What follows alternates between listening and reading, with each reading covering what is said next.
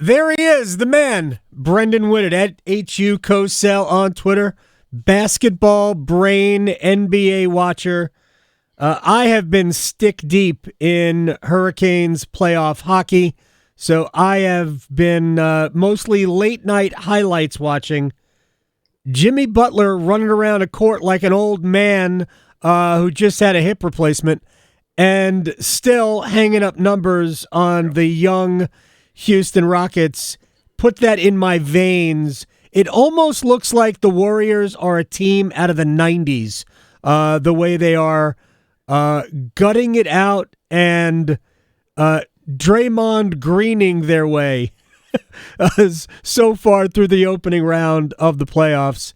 What do you make of their 3-1 lead with game 5 coming up tonight, 7:30?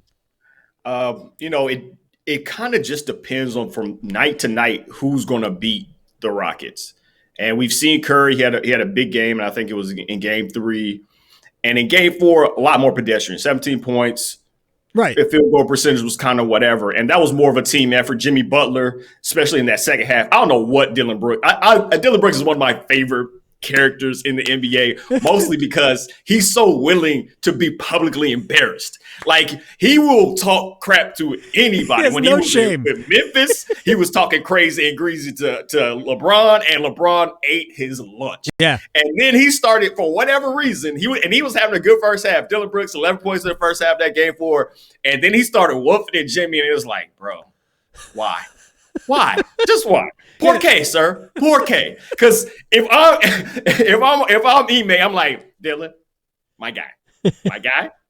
Because Dylan's a plus player, right? He's a starter on a good team, but Lord have mercy, don't get Jimmy Butler started. The last thing you need to do is put kindling in that man's fire, and that's 100% what he did. Butler is such a good secondary initiator of offense for them. It's why he was good. They got something like a 66, 70% win percentage. Just they got him and in the games that he started. He's phenomenal for them in what he's able to do. And it was so telling to me. This first 5 games, once he got to Golden State, he was like, I love being Robin. Yeah. And that's really what he had talked about in Miami for years. Hey, I can't be your number one guy initiator on offense and be number one on defense and I can't do all those things. Even I think Butler in a real bit of self-awareness understood you can't win a championship with me as your best player. But you know who you can win it with is Curry, because we've seen that before. And now he's got Butler, Draymond. The numbers are never going to, the straight up points numbers are never going to indicate it. But on that last second drive by Şengün, Gary Payton, they've been running an inverted pick and roll with Fred VanVleet, and they've gotten them some really good stuff. If it's a pick and if you hedge and try to get back, Fred VanVleet can hit that open jumper. Yeah. And if you just switch, you usually have a guard on Şengün, and he's talented enough and strong enough to finish at the hoop. Gary Payton Jr. denies that switch. It means Şengün on Draymond. No, sir. No, sir. And you're at 3-1 now, and they're going to try to finish their dinner tonight. Like, they don't want this to go any further because the Rockets are a good team. They're not quite there yet. They don't have that half-court offensive player that they really need, but they're coming, man, and the Warriors know it. The Warriors know it, and I think the Warriors also know that because of their, we'll just say, veteran status, they probably have more AARP members than any other team in the league. The rest will help them. Yes. It's not about, rust or anything like that. The rest will absolutely help them. What you say about Jimmy Butler, and we're talking with Brenden Whitted, of course, our basketball brain. Here's the thing about Butler is that while he is a Robin, he has a Batman mind. Yeah. So that Robins don't demand the ball late. Batman does. Yeah. So Butler wants to be the second best player, but he doesn't act like the second. This is not a negative. It's a positive because he knows that he can be the guy down the stretch. He just doesn't want to have to be that guy for 48 minutes or 36 minutes or, 44 minutes like your LeBron James, and we'll get to that series in a minute. But the Warriors, and one more thing about them. when Draymond signed that contract extension a few years ago, you and I were talking about it. I thought that was a huge mistake for Golden State. I was wrong because he is still at a without putting up numbers, he is still as important, maybe not quite as important as Steph and Jimmy, but there's not a third player on that team who's more important than Draymond Green for what he provides for them on both ends and leadership and the shenanigans of getting involved in the Rockets huddle. Love that. Love it. If I'm a Rockets fan, by the way, him getting that flagrant as opposed to a second technical, which is what it should have been. You can't get a flagrant after the play's over, right? Like you can't. Like by the rules, flagrants happen during the course of a play. Right. After the play, those sorts of things are granted technicals. And so he should have been kicked out of that game. They realized, I think, one, he would have been kicked out. And then two, the first technical was nonsense. He actually was trying to break up whatever else was going on. Right. It wasn't him acting up. He got the first one off of reputation. He didn't get the second one based off that same reputation as an all-star caliber sort of player. All right, now to the Lakers. I can't help but think that they're cooked, that Minnesota was the wrong opponent for them. Anthony Edwards, the wrong opponent for them. And it's not just Anthony Edwards. Julius Randle has had a good series because Randle can guard both Luka, if anybody can guard Luka, and LeBron, if anybody can guard LeBron, because they're not going to blow by him. So you got a big body who's a pretty good athlete. I want the LA Lakers to go far. I don't think they're going to win Game 5 at home. Man, I really think they gave away Game 4. Game 3, Luka's sick. And, there's really nothing you can do about that, right? Like, if your second best player he looked like a shell of himself, not just defensively, but offensively. But Game 4, you don't sub anybody out in the second half. I mean, like, I know Tom Thibodeau's proud, but JJ Redick, like, what are you doing, man? Like, you're up by 10 at the end of third quarter. You have to find a way to give Luka and LeBron some rest. You can put it in. You can space it out so they're not both off the floor at the same time. That's fine. But the idea that you're going to have both those guys, LeBron's 198 years old, and Luka, a bad defender who is tired is awful defensively. Luka's closeouts were pretty much just him jogging up and just like sort of kind of putting a hand up as the guy speeds past him. He's not getting open in transition. And they didn't have any fast breaks at all. Right. Like, even when they were able to stop Minnesota, it was stop Minnesota, get defensive rebound, and walk the ball up. Like, there was no fast breaks at all because everyone is tired. You can't even do that on 2K, bro. Like, you can't play one 5-man unit for the second half. And I understand that they knew they were going to have an extra day of rest, and so JJ Redick was pushing the panic button. That's fine. You have to find a way to get Vanderbilt in that game. You have to find a way to get Goodwin in that game. You have to find a way to give guys a rest. Yeah. And I understand that he's a young freshman coach, but that's some sort of basic sort of stuff. And you could tell it on every loose ball. They're all just a half a step behind. Yeah. It's not like the Lakers are an incredibly athletic team to begin with. You saw Minnesota bouncing around every single which way, and they're so good defensively because they have so many good perimeter defenders.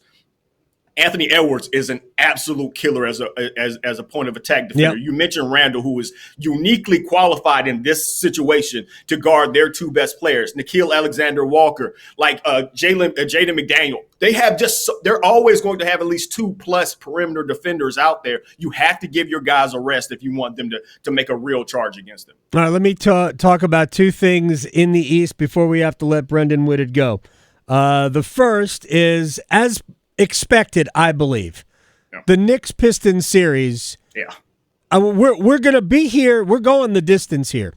Yeah, you could argue that the Knicks stole Game 1 with that late 21-0 run that turned around a game that they looked like they were going to lose. But I'm not sure the Pistons throughout haven't been every bit as good, maybe a little better. Maybe the Knicks are a little tougher. And maybe the Pistons' youth has shown at times. But every single game could have gone either way. This is a To me, this is like old school NBA opening round playoff basketball. You want to talk about stealing a game? The refs stole that game from Detroit. I don't care how many things you let go. If I get hit in the body while I'm going up for a game winner and you don't call it, that's terrible. I don't care about these people that, I don't want the game to be ending on a free throw line. Right. I don't either, but if you foul me, it's going to end. It should be ending up on the free throw line. Like there doesn't need to be. That's crazy to me. That's crazy that people have the idea that you can hit somebody in the body and not call it, and it's like, playoff basketball. Nah, bro, that's not basketball. That is not. By the way, Josh Hart knew he committed the foul because he wouldn't answer the question after the game. He goes, well, wait and see what the NBA said, because he knew he committed the foul. Like, I get it. You know, you're not going to apologize for getting a break in pro sports. You just nor should he. Right. So, but what you just said is exactly why I hate the comment from players, from announcers. Let the players decide the game. No, letting fouls go. You can't do that. If it's a foul, call it. Does sometimes the standard change for what is a foul and what isn't a foul? I get it, human nature. But if it's a foul and you don't call it, the referees have decided the game. And I can't say that word, I'm not sure. It ticks me off. It ticks me off when that happens. So it's great. And I got to say the other thing. Mikal Bridges is getting a super pass right now. They did not. He is minus 31 through 5 games. You do not give up 4 first-round picks and an unprotected pick swap in 2028 for 17 points in what could be a deciding game in this sort of series. Like, nah, man. Like, he is skating. I know people like to talk about Cat and what he is or what he isn't. Cat has shown up in these games, man. Like, he's been huge for them, particularly late. We all know what Brunson's about to do. Bridges was brought there to be. He wasn't there to be the tertiary scorer. He was there to be the number one guy at times, not all the time, but he was supposed to be better than this. And he hasn't been good. He hasn't been particularly good on defense, and he's been underwhelming offensively. I really hope he picks it up a little bit, or they find a way to get him going a little bit earlier. Can I just say that when the Knicks made that trade, and I'm sort of a casual Knicks fan at this point. It's not like I've completely divorced them like I divorced the Jets a long time ago. I did not like Dante DiVincenzo being in that deal. I thought DiVincenzo gave them a toughness that I don't believe Mikal Bridges has. All right, final thing. So, Cavaliers Heat. Thanks for playing, Miami. 21-9. You lose games 1 and 2 in Cleveland by just 21-9. Oh, maybe Miami will steal a game. They lost by 37 and then 55. Is that a 16 playing a 1? What? I don't even know how to like sum all of that up. I know Cleveland's good, but did Miami just quit? Yeah.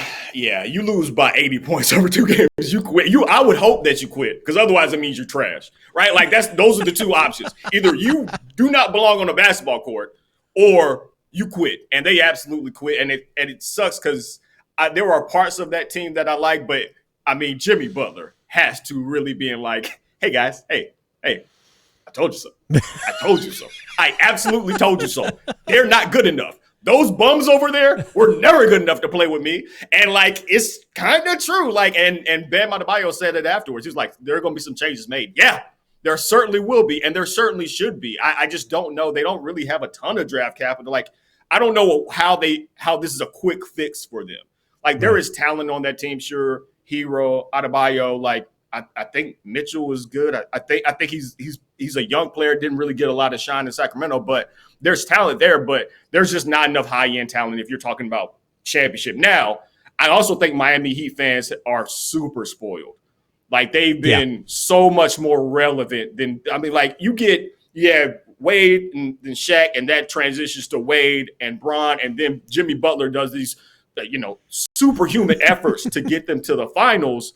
But, like, y'all shouldn't be championship contenders on a regular basis. Like, y'all, like, get back into that play-in sort of vibe. Like, that's really where you kind of live right now. Like, that's really where you live. And honestly, all that Heat culture stuff, I had just about had enough of it anyway. So honestly, I'm very glad to see them humbled. Like, I'm like, all right, no more. This is the toughest, the strongest. No, yeah, LeBron.